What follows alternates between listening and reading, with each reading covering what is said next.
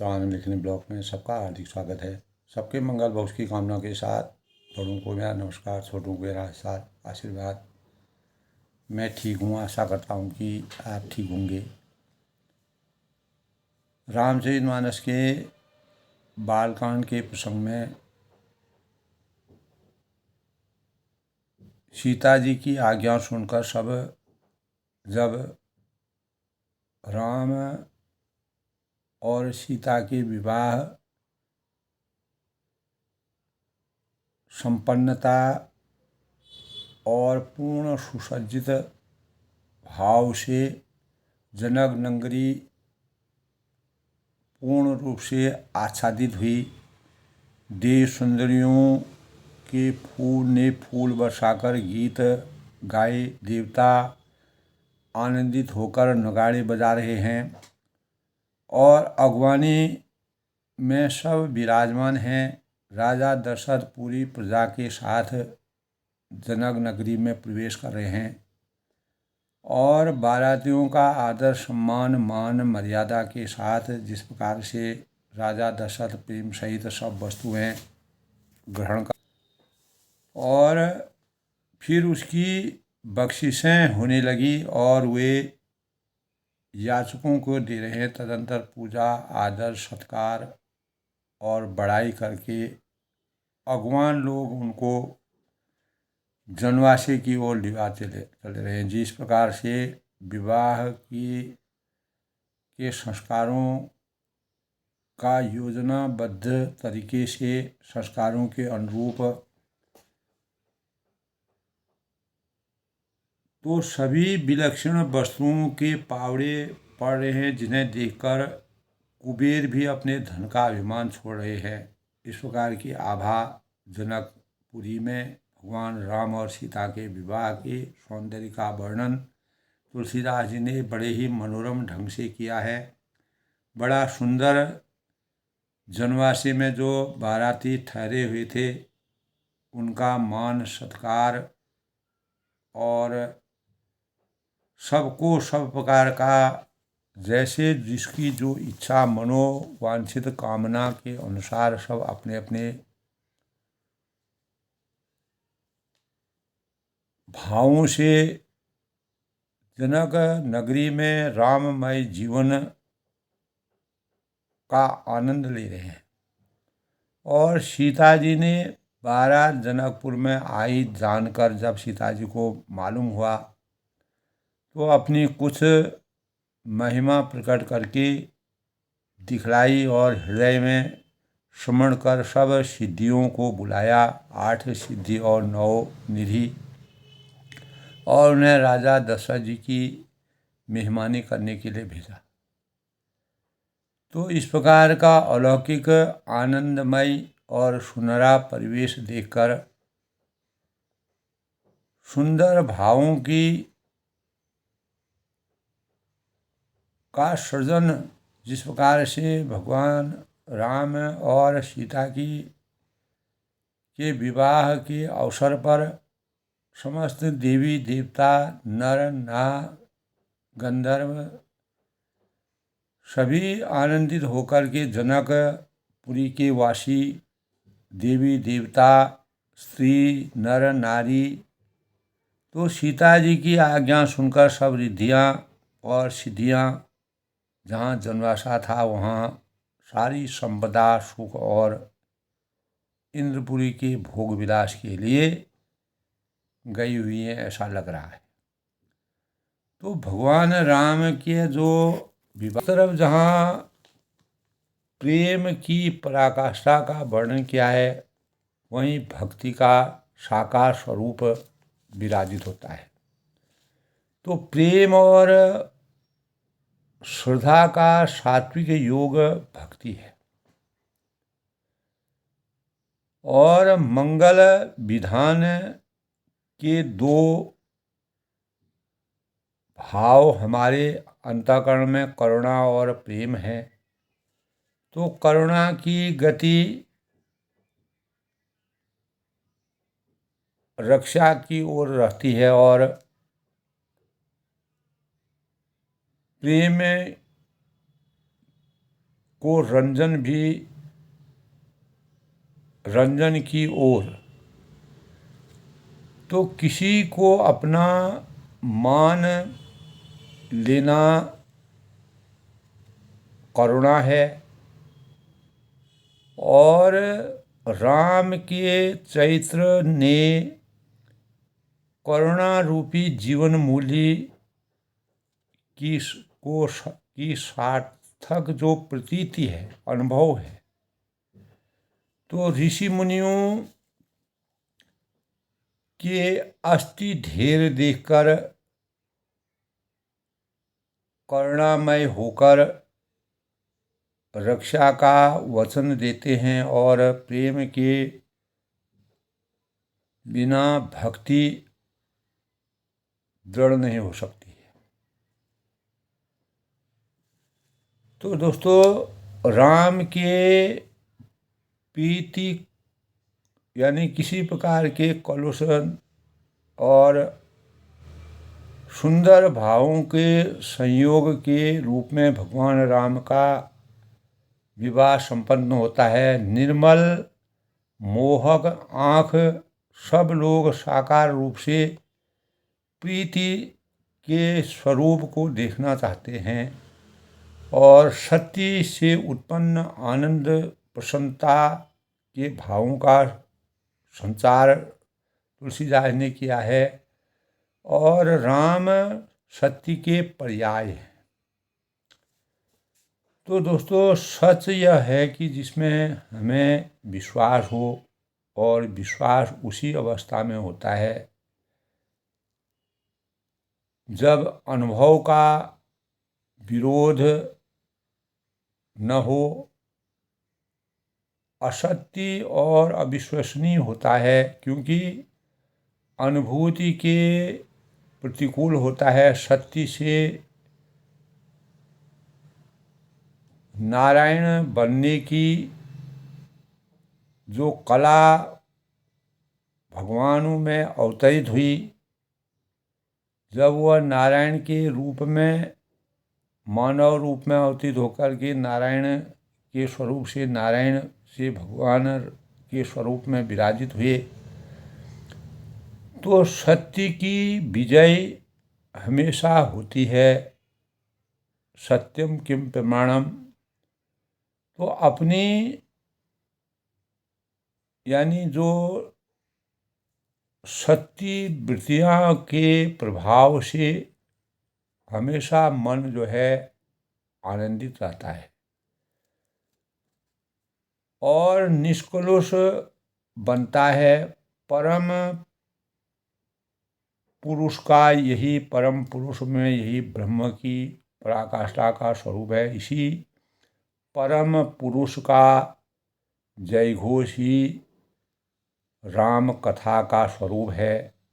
तो भगवान राम के विवाह प्रसंग में भगवान राम ने जिस प्रकार की लीलाएं की है, राम में मंगल निवास करता है, और वही मंगल जो है आज जनक नगरी में विराजमान है। राम कथा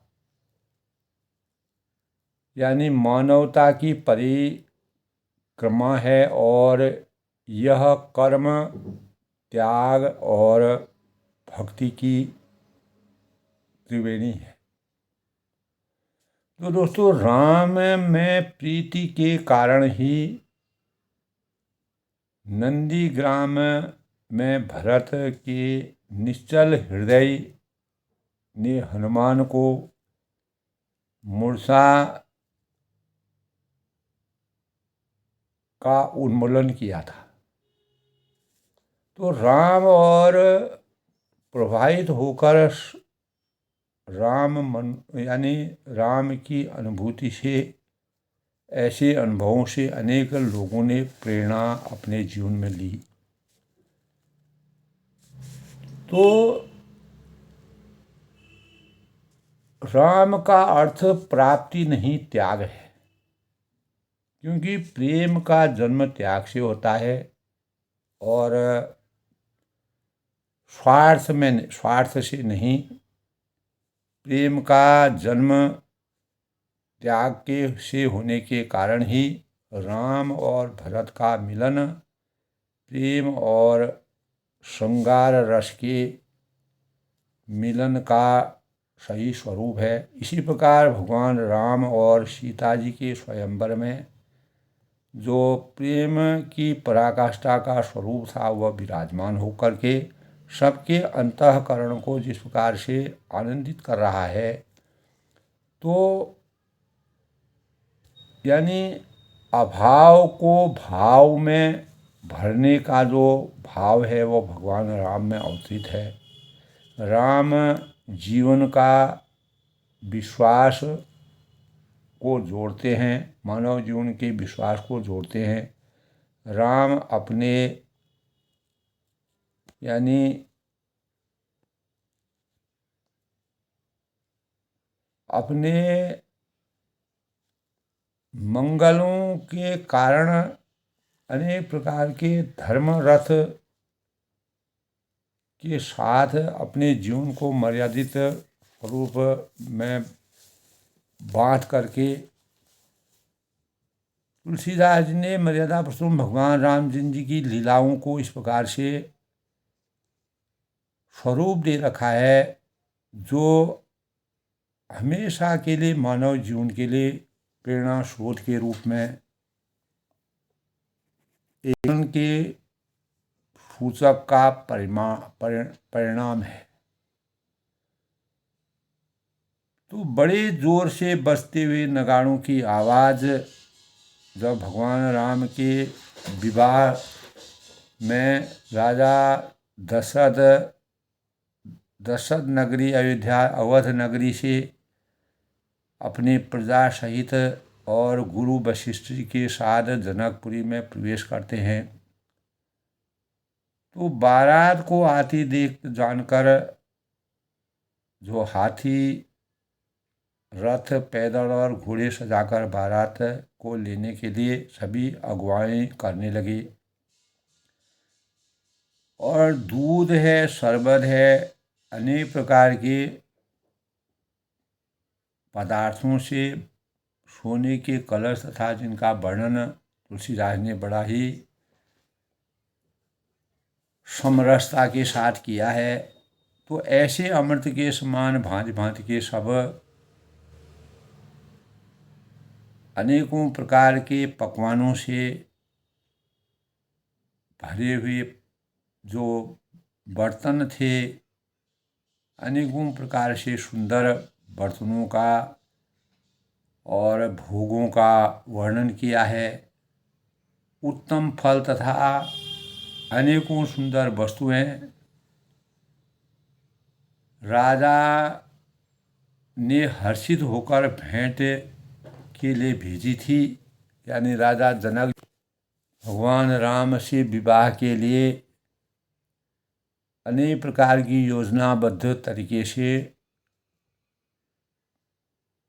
बहुत प्रकार से सुगंधित एवं सुहावने मंगल द्रव्य और शगुन के पदार्थ राजा ने भेजे। दही, चिवड़ा, अगणित उपहार चीज़ें और कांवरों में भर भर कर कहार जो है चले आ रहे हैं। अगवानी करने वालों को जब बारात दिखाई दी, यानी भगवान राम के बारात का प्रसंग तुलसीदास ने बड़े ही अभूतपूर्व और मनोरम ढंग से किया है। तो बाराती तथा अगवानी दोनों लोग परस्पर एक दूसरे से मिलते हैं, संवाद करते हैं, हर्ष के मारे अपने अपने जगहों को छोड़कर दौड़ते हैं, भगवान के साकार स्वरूप को देखते हैं। तो ऐसे मिले मानो आनंद के दो समुद्र मर्यादा छोड़कर मिलते हैं। तो बरह तब देव की सुंदरियां जो हैं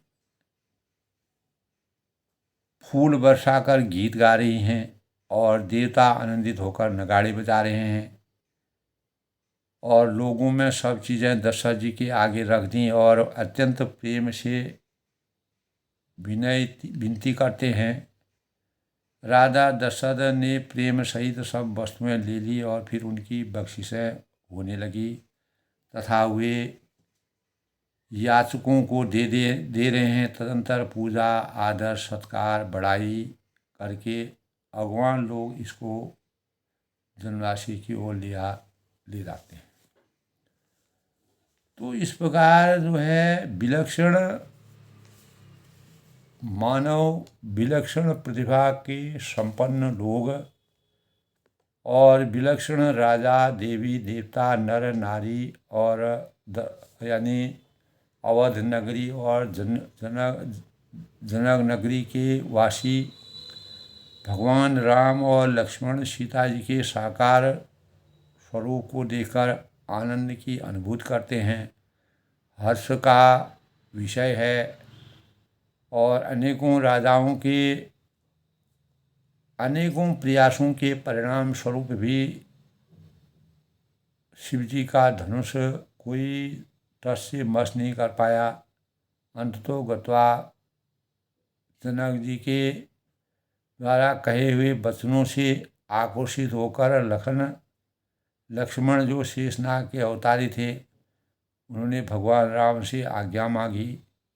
तब भगवान राम ने उनको धैर्य बधाया और गुरु के आशीर्वाद को प्राप्त करके शिव जी का धनुष तोड़ने में वह कामयाबी हासिल की, जिसके परिणाम स्वरूप चारों दिशाओं में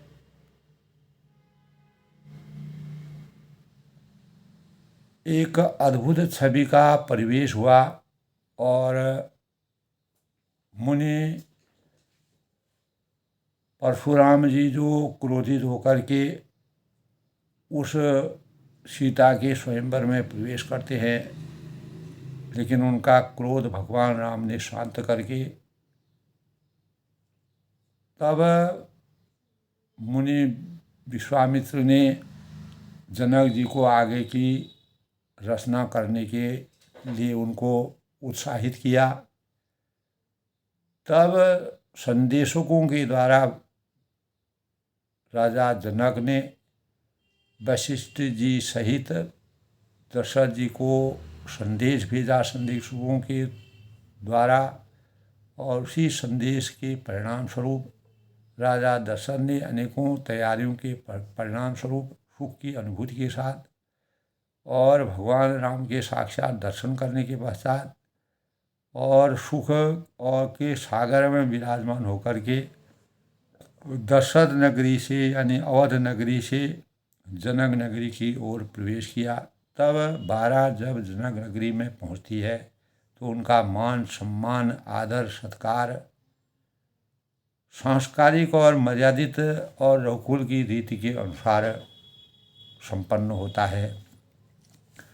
तो दोस्तों, सीता जी की आज्ञा सुनकर सब रिद्धि सिद्धियाँ जब विराजमान हो जाती हैं शादी के मंडप पर और जनवासी में दशरथ जी का मान सम्मान होता है, तब ऐसा लगता है कि सुख संपदा और इंद्रपुरी में भोग विलास के लिए अनेक प्रकार से सुविधा के मानकों का संचार होता है। तो इससे पहले दोस्तों आज की शुभ पंचांग के भावों की समीक्षा। तो आज दोस्तों आज का पंचांग 25 मार्च 2025 एकादशी तिथि 3:45 था। एकादशी तिथि सायं यानी रहेगी, उसके बाद तत्पश्चात द्वादशी तिथि का शुभारंभ हो जाएगा। मंगलवार का दिन है और चैत्र मास के कृष्ण पक्ष की एकादशी तिथि विक्रम संवत 2081 शक संवत 1946 क्रोधी नाम संवत्सर सूर्य उत्तरायण में। आज के शुभ मुहूर्त की बात करें तो अभिजीत मुहूर्त 12:03 से 12:52 तक। अमृतकाल आज का 5:41 से 7:15 तक, ब्रह्म मुहूर्त 4:52 से 5:40 तक। आज का राहु काल 9:31 से 11:02 तक अपराह्न। तिथि जैसे कि हम जानते हैं जो चैत्र कृष्ण पक्ष की उत्तरा फाल्गुनी योग बरियान योग है। गुलिक 12:32 तक से 2:03 तक। यमगंड 9:31 से 11:02 तक। ब्रह्म मुहूर्त आज का 4:45 से 5:32 तक। और प्रताप संध्या काल यानी 5:09 से 6:19 तक। गोधूली मुहूर्त 6:34 से सायं 6:57 तक। और साधना संध्या 6:35 से 7:45 तक। द्विपुष्कर योग भी है दोस्तों 3:49 सुबह यानी 6:18 तक। सूर्य उदय आज 6:19 तक होंगे और सूर्यास्त जो है 6:35 तक। इस प्रकार आज के शुभ पंचांग के भावों की समीक्षा है। और आज मंगलवार का दिन है। मंगलवार को हनुमान जी की पूजा पाठ और हनुमान चालीसा का पाठ करना शुभकारी माना गया है। श्री गुरु चरण सरोज निज मन मुकुर सुधार, वरनो रघुवर विमल जसो जो दायक फलचार। बुद्धिहीन तन जानकी सुमिरो पवन कुमार, बल बुद्धि विद्या देह मुहि हरहु कलेश विकार। मंगल भवन अमंगल हारी, उमा सई जई जपत बुरारी। दीन दयाल विसंभारी, हरहु नाथ संकट भारी। तो मंगलवार की प्रकृति उग्र होती है और यह राम और हनुमान जी को मंगल देव को समर्पित यह दिन है। प्रत्येक कार्य में मंगलकारी परिणामों के लिए भगवान मंगलवार का उपवास रखना शुभ माना गया है। मंगलवार ब्रह्मचर्य का दिन है और यानी यह दिन हनुमान जी की पूजा प्रार्थना, हनुमान चालीसा का पाठ करना, सुंदरकांड का पाठ करना और हनुमान जी को खुश करने के लिए हनुमान जी की उपासना की जाती है और बेसन के लड्डुओं का भगवान हनुमान जी को भोग लगाना चाहिए। और इस दिन मंगल का व्रत रखना चाहिए, शुभता के स्वरूप का मानक है। और मंगल भवन अमंगल हारी, तो मंगल को जन्मे मंगल ही करने मंगलमय भगवान। तो अष्ट सिद्धि नौ निधि के दाता, असबरदी मोहि जानिक माता। राम रसायन तुम्हारे पासा, सदा रघु रघुबर के दासा। तो रघुबर की नी बहुत बड़ाई, तुम प्रीत भरत संभाई। तो तब मनोजयं मारुत तुल्यं वेगं, जितेन्द्रिय बुद्धिमतं वरिष्ठं। वातताज्यं बाणं यूथ मुख्यं, श्री मारुति शरणं प्रपद्ये। यानी जय हनुमान जी रामचंद्र के दूत के रूप में प्रसन्न, सुख समृद्धि और मनोवांछित कामनाओं की पूर्ति के लिए हनुमान जी का ध्यान स्मरण करना चाहिए। मंगल के दिन जन्मे साधक, इस दिन मंगलवार को भगवान राम और हनुमान जी का मिलन हुआ था। अत्यधिक वफादार होते हैं मंगलवार को जन्मे जातक, भरोसेमंद होते हैं। ज्येष्ठ मास के मंगलवार के दिन भगवान राम और हनुमान जी का मिलन हुआ था। इसी कारण इस महीने पड़ने वाले जो मंगल होते हैं वह बड़े मंगल के रूप में मनाए जाते हैं। और इस दिन इन मंगलों में पूजा पाठ और गरीबों को, दीनहीनों को भोजन कराना, प्राणियों की सेवा करना शुभ माना जाता है। इस दिन उपवास रखने से तरक्की मिलती है, साहस को बढ़ावा मिलता है। मंगल ग्रह प्रबल ग्रह है। मंगल ग्रह का शास्त्रों में बड़ा रहस्य है।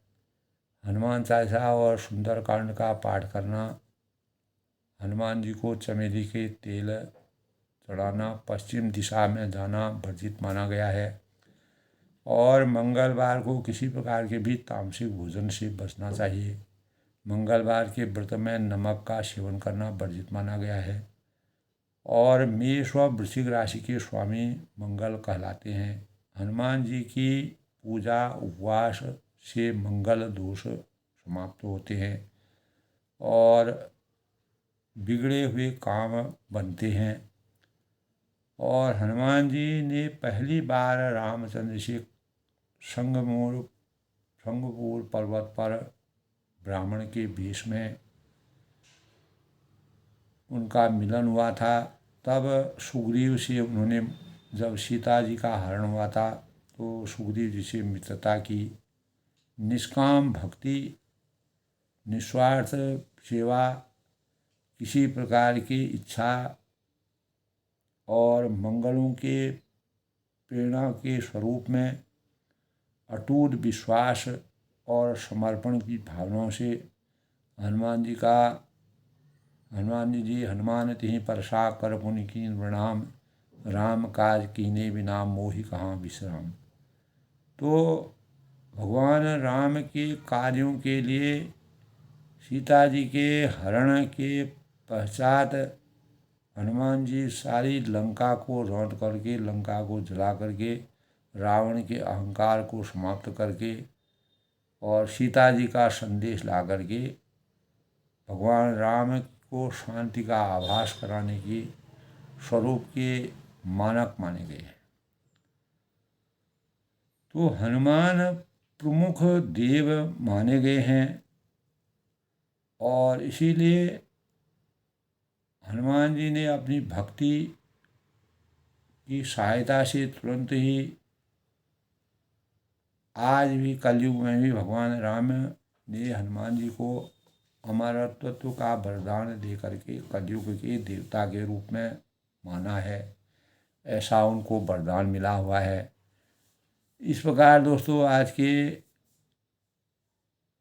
पंचांग के अनुसार मंगलवार के दिन हनुमान और राम के दूत हनुमान का पूजा पाठ व्रत उपवास करने से मंगल कामनाओं और मनोवांछित फलों की प्राप्ति हमारे जीवन में होती है।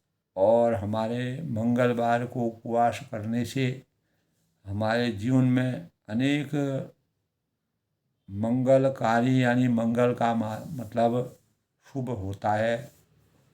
अमंगलों को हरना, मंगल को करना, यही हनुमान जी की प्रेरणा का सबसे बड़ा रहस्य है। इस प्रकार मंगलवार का व्रत हमारे जीवन के लिए, प्रत्येक प्राणी के जीवन के लिए शक्ति, बल और शांति के प्रतीक के रूप में, शांति के स्वरूप के रूप में माना जाता है। तो जब सीता जी ने 8 सिद्धि और 9 निधि को बुला लिया, तब निज निज बास बिलो की बराती, सुर सुख सकल सुलभ सब भांति, विभव भेद कछु को न जाना, सकल जनक कर करें बखाना। तो बारातियों ने अपने अपने ठहरने के स्थान देखे तो वहाँ देवताओं ने सब सुखों को इस प्रकार से सुलभ पाया कि इस ऐश्वर्य का कुछ भी भेद कोई जान नहीं सका। कोई इस रहस्य के मर्म को नहीं जान पाया। सब जनक जी की बड़ाई प्रशंसा करने लगे। सिय महिमा रघुनायक जानी, श्री रघुनाथ जी की यह सब सीता जी की महिमा जानकर उनका प्रेम पहचान कर हृदय में हर्षित हुए। पितु आगमन सुंदर दो भाई। पिता दशरथ के आने का समाचार सुनकर दोनों राम और लक्ष्मण दोनों भाइयों ने के हृदय में अपार आनंद की पराकाष्ठा, अपार आनंद की के भावों का संचार हुआ। सकुचन कही न सकत गुरु पाही। संकोचवश हुए गुरु विश्वामित्र कह नहीं सकते थे, विश्वामित्र जी से नहीं कह सकते थे, परंतु पितु दर्शन लालच मन माही।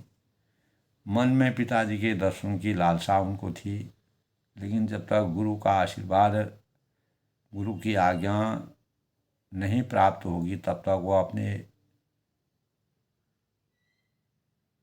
तो विश्वामित्र जी ने विश्वामित्र विनय बड़ी देखी। विश्वामित्र ने उनकी बड़ी नम्रता के साथ, विनम्रता के साथ जब उनको उनके स्वरूप को देखा, पूजा और संतोष विशेषी, तो उनके हृदय में बहुत संतोष की उत्पत्ति हुई।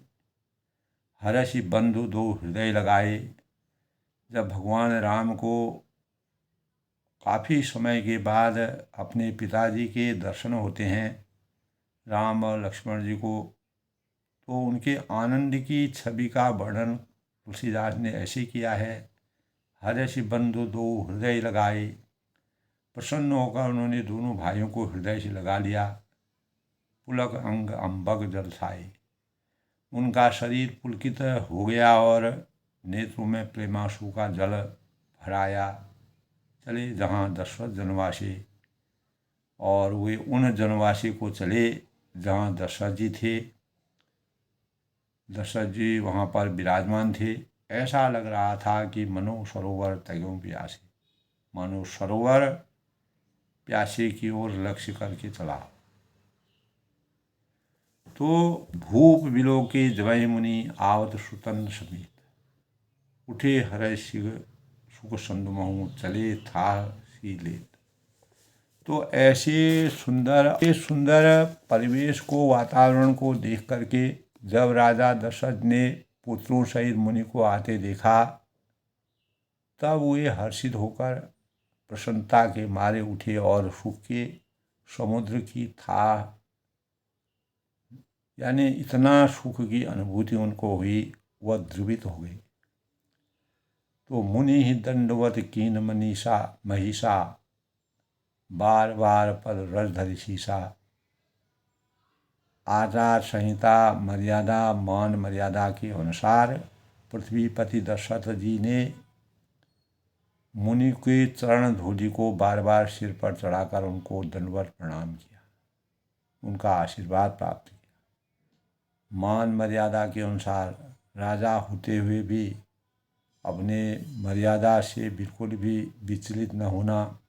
कौशिक राव लिए रोल उर्राई। तब विश्वामित्र जी ने राजा को उठाकर हृदय से लगाया। कई आशीष पूछी कुशलाई। आचार संहिता के अनुसार जिस प्रकार कुशल पूछी और उनको आशीर्वाद दिया। पुनि दंडवत कर दो भाई। फिर दोनों भाइयों को दंडवत प्रणाम करते देखकर राजा के हृदय में सुख समाया नहीं।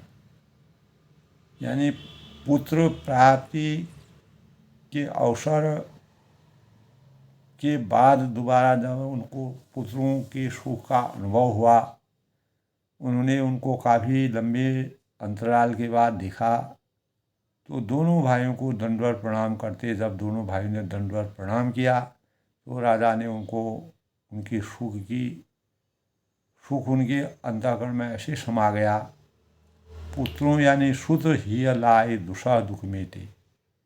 और पुत्रों को उठाकर हृदय से लगाकर उन्होंने अपने वियोग जनित दुषा दुख को मिटाया। क्योंकि काफ़ी लंबे समय से जब भगवान अब केवल 12 वर्ष के थे, तब वह यानी राजा यानी विश्वामित्र मुनि के साथ यज्ञ की रक्षा के लिए गए थे। दुषा दुख को मिटाया उन्होंने। मृतक शरीर प्राणजन भेटे, और मानो मृतक शरीर को प्राण मिल गए हों, ऐसा अनुभव हो रहा है। तो राजा दशरथ जो थे अपने पुत्र के लिए बहुत ही मोह वश हो गए थे, क्योंकि पुण्य वशिष्ठ पर सिर नवाई। फिर उन्होंने वशिष्ठ जी के चरणों में सिर नवाया, मान मर्यादा के साथ प्रेम मुदित मुनिवर बुलाए। तब मुनि श्रेष्ठ जो वशिष्ठ उनके कुलगुरु हैं, आनंद से उन्हें हृदय से लगाते हैं। विप्र वृंद बंदी दो भाई, दोनों भाई ने सब ब्राह्मणों की वंदना की और मन भाई आशीर्वाद प्राप्त की। तो मनोवांछित फलों की प्राप्ति हुई, उनको आशीर्वाद प्राप्त हुआ। ऋषि मुनियों के आशीर्वाद के परिणाम स्वरूप भगवान राम ने मानव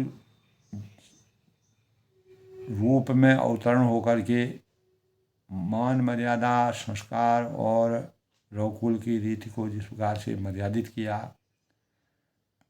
तो भरत सरानुज कीन प्रणामा, तब भरत जिनके छोटे भाई शत्रुघ्न सहित श्री राम जिनको प्रणाम किया, क्योंकि भरत और वह अवध से आए थे। लिए उठाए लायु रामा, तब श्री राम जी ने उन्हें उठाकर हृदय से लगाया। हर्षे लखन देख दो भारता, लक्ष्मण जी दोनों भाइयों को देखकर हर्ष अपार हर्ष उनको हुआ, प्रसन्नता के से वह फूले न समाये।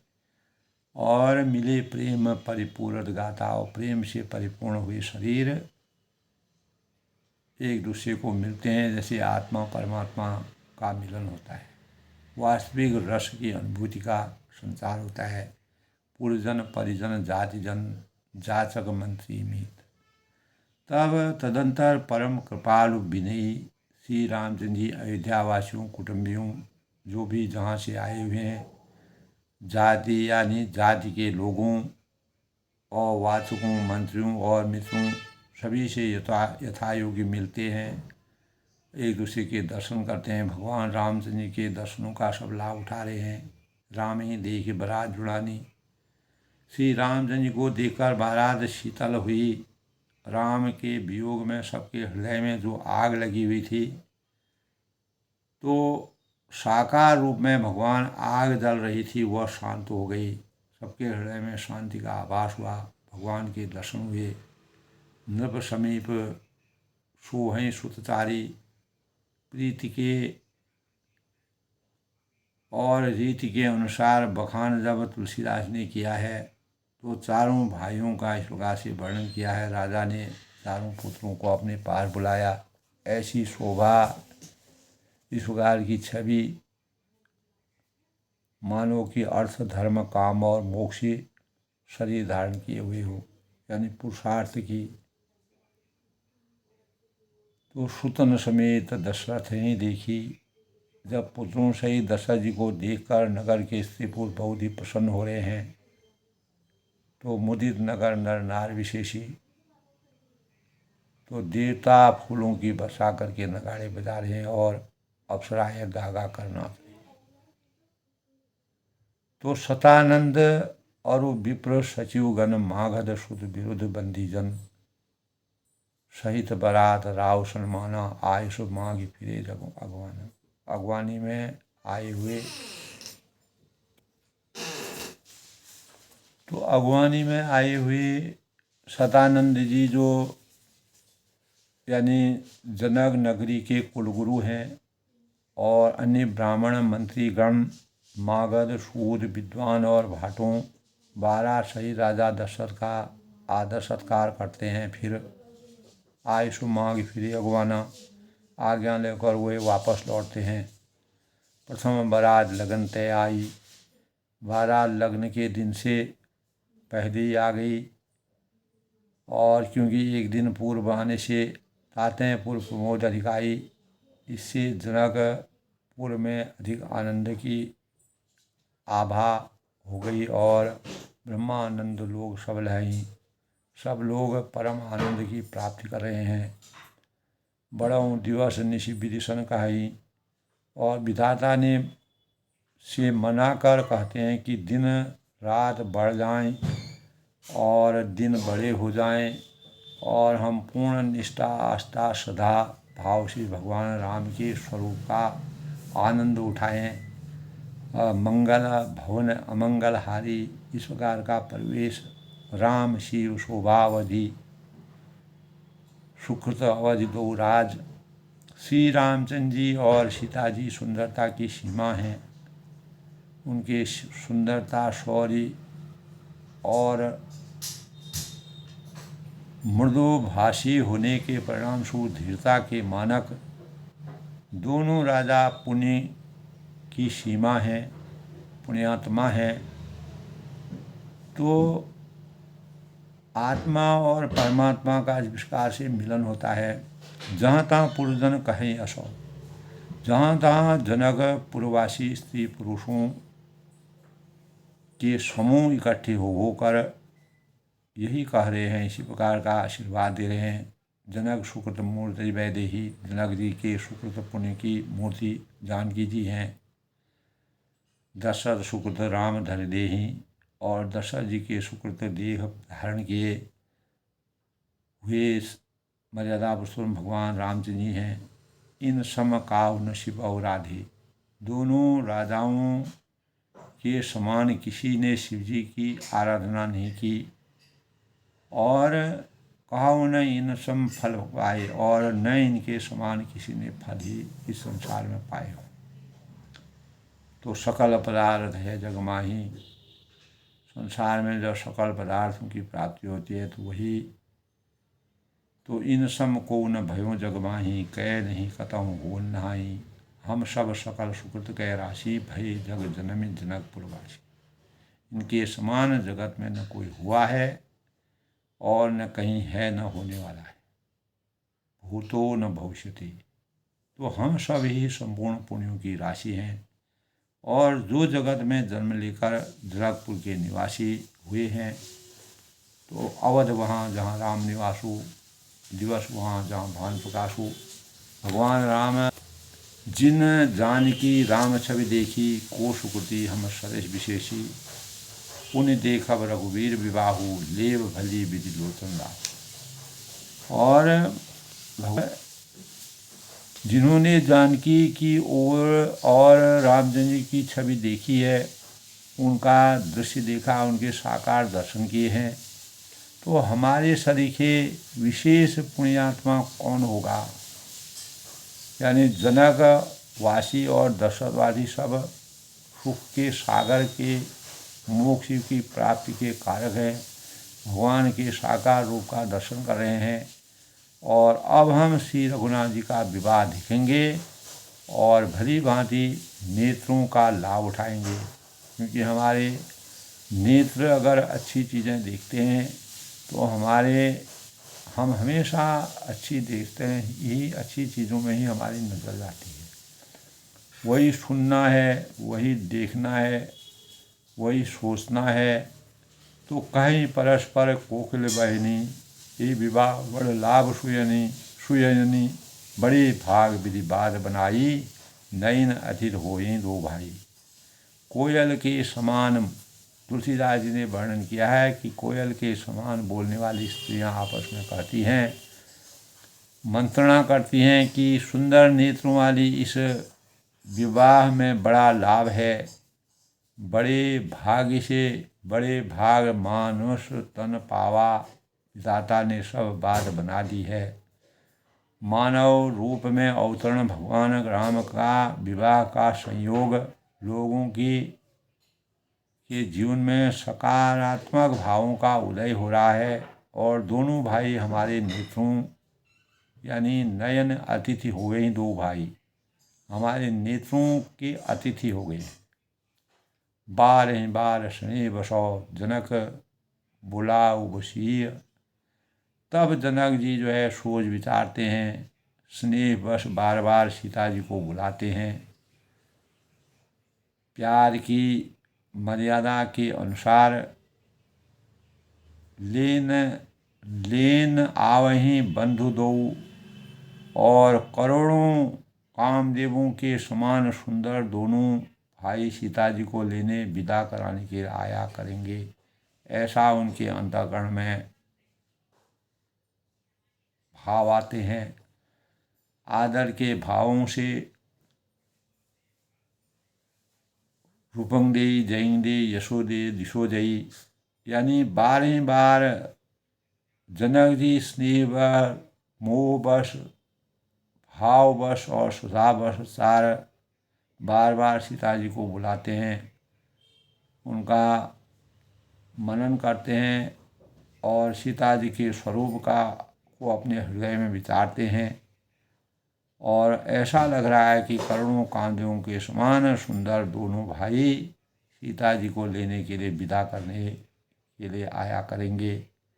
जब भी वो आएंगे तो मेरे आँखों को अपार सुख की अनुभूति होगी। इस प्रकार के सौहार्दपूर्ण वातावरण में राजा जनक और दशरथ जी के मिलन के परिणाम स्वरूप राम और सीता आत्मा और परमात्मा के स्वरूप का साकार जो दृश्य है वह जनकवासी और दशरथवासी जिसको अपने भरपूर नेत्रों से देखते हैं और अपार हर्ष की अनुभूति होती है। तो तुलसीदास जी ने जिस प्रकार का वर्णन राम विवाह का किया है और दोनों राजाओं के जो पृथ्वी पति हैं उनके स्वरूप का जो चित्रण किया है वह मानवीय चेतना के लिए एक प्रेरणा के स्वरूप में है। तो हमें अपनी आचार संहिता को, अपने संस्कारों को, अपने